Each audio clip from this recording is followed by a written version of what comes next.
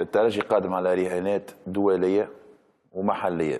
ما يخفيكش فما ربع نهائي رابطه الابطال الافريقيه يعني بعد 10 ايام ضد فريق ماميلودي سان داونز من جنوب افريقيا.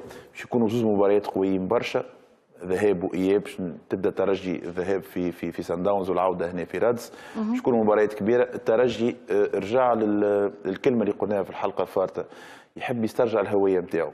كي يحب تسترجع الهويه نتاعك على الملعب، الهويه نتاع الترجي المسيطر، الترجي اللي يهيمن على المباراه من اولها لاخرها، يلزمك مدرب يفهم الاجواء في كره القدم التونسيه وفي افريقيا.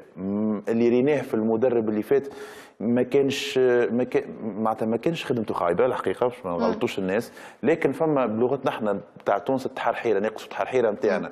يعني ماهوش هكا لونترونور، ماهوش هكا المدرب. قلت انت ماهر الكنزاري اللي ما عنده التحرحيره نتاعو معناها ينجم. انا ناكده لك اللي ماهر الكنزاري علاوه على انه واحد من افضل ينجم معناها يقود الراجل الرياضي التونسي لعده. ماهر الكنزاري من احسن المدربين في تونس، وهذا مش انا باش نقولوا نتائجه تحكم عليه، لانه اي فريق شده مع اي فريق دربه طلع به يا على بوديوم يا طلع منه ملاعبيه يا وكان في مستوى متميز مع جمعيات اللي شدهم الكل. ماهر الكنزاري بالنسبه لي انا هو دييغو سيميوني كره القدم التونسيه. دييغو سيميوني هو مدرب لاتليتيكو مدريد، مدرب حركي جدا على البنك، يوجه اللاعبين نتاعو بالكدا، يعرف يوقف الفريق نتاعو، وهذا اللي كان ناقص مع المدرب الروماني. مع المدرب الروماني الترجي قبل اهداف يعني سهله، تنجم تقولي اخطاء دفاعيه من اللاعبين، نمشي معك، لكن فما روح الترجي هي اللي متمثله في الخبره اللي تخليك ما تقبلش اهداف، اللي تخليك تعرف تقلب الاطراح بلغتنا احنا. معناها احسن رئيس جمعيه الترجي الرياضي تونس، احسن الاختيار عند تعيينه ماهر الكنزاري في اللي موجودين توا في الساحه التونسيه. ماهر الكنزاري من افضلهم، اذا كان مش هو احسن واحد. ماهوش ندافعوا عليه لانه احنا نحبوه، انا شخصيا نحبه حتى كانسان، عندي به علاقه انسانيه، يعني شخصيه معناتها معبي كوره. ماهر يفهم برشا في واقعنا، يعرف كيفاش يحكي مع الملاعبي، الكومونيك تخي تخي بيان، معناتها انسان يلم الجروب معاه، ما يخليش الجروب مفرق.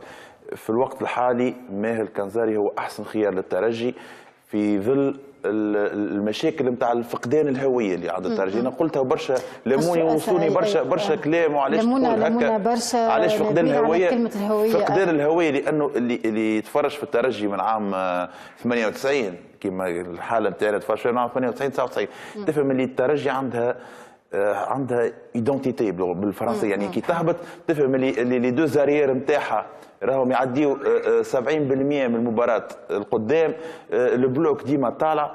الترجي كي تلعب معها صعيب برشا تخليك تتنافس في محليا وقاريا. لذا مع المدربين اللي سبقوا وخاصه المدرب الروماني كنا نلاحظوا في الترجي فاقد لك السيطره هذيك. الترجي ماهوش قاعد يقدم في المستوى اللي جمهوره ومسؤوليه يستناو فيه. لذا مع ماهر الكنزاري نتصور كونه باش ترجع الروح هذيا، وباش يكون الترجي في الطريق الاخير في البطوله، باش يكون عنده كلمته.